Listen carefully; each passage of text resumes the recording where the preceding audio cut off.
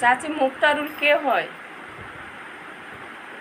যে বারবার অফিসে যায়, সময় নিয়ে আসে, টাকা আমি দেবো, আমি মুক্তারুল কিছু তো হয় না, বিয়াই হয়, বিয়াই বানাইছে, বিয়াই। বিআই হয়। আপনার ওই বিআই কি টাকা নিছে? আমি ঠিক বুঝি না। মানে আমি আপনার কাছে আসলে আপনারা ফির তাকে দেখে দেন, সে আবার ফির আমি দেবো, আমি দেবো। আমি দিব দিব করে দেওয়া যে টাকাটা নিছে, আমি তো সুদের পথে দিবার নিগা গেছিলাম, সুদ করবার নিগা। হ্যাঁ হ্যাঁ, মনে করো যে 3টা কিছু ওই যে নাসরিন তো মনে করো যে সব হিসাব কিতাব করে, আমি নাসরিনের কাছে হিসাব কিতাব করে আমি তখন সুদের পথে দিবার নিগা হিসাব করে নিলাম যে কত টাকা দিলে আমি এখন সুদ করে দিবার পারবো। জি। তখন ওই মনে করো যে 20,000 টাকা সঞ্চয় থেকে মনে করলাম যে অল্প কটা সঞ্চয় ছেড়ে দেবো, তারপর আমি মাসে মাসে জমা করবো, আর 20,000 টাকা ওইখানে সঞ্চয় থেকে দিব, আর 50,000 না 60,000 জানি ওই টাকা দিলে তাই সুদ হয়ে যাবে। তো আপনি টাকা পরিশোধ করতে গেছিলেন, করলেন না, তার হাতে পড়লো কিভাবে টাকাটা? ওই টাকাটা তো পরিশোধ করে নিবা দে, আর আজ কেমনে যে টাকাটা দুইজনে কেমনে যে বুদ্ধি করে যে টাকাটা যে কেমনে যে আর কে কাছে বুদ্ধি করছে?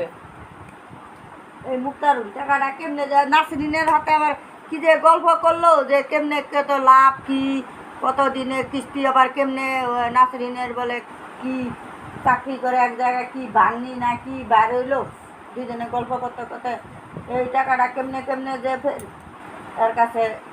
তো মুক্তারুল বিবাহিত না? হ্যাঁ মুক্তারুল বিবাহিত? হ্যাঁ, ওনার বউ নাই? বউ আছে না, ওর বউ এই ম্যানেজার। এসডিও তে ম্যানেজার? কোথায়, কোন এসডিও ম্যানেজার? ওই যে কলেজপাড়া, কলেজপাড়া এসডিও ম্যানেজার। কি নাম বইয়ের? ওর বউয়ের নাম রূপসানা। কি রোকসানা হ্যাঁ, না রূপসানা? এই তো রূপসানা। রোকসানা মানে কলেজ পাড়ায় যে আপনার এসডিও যে অফিসটা আছে, হ্যাঁ হ্যাঁ, ওখানকার ম্যানেজার? ডায়াবেটিস হাসপাতালের সামনে যে কলেজপাড়া, ডায়াবেটিস এসডিও অফিস, ওনার ম্যানেজার, ওনার বউ। তো ওনার টাকার কি প্রয়োজন?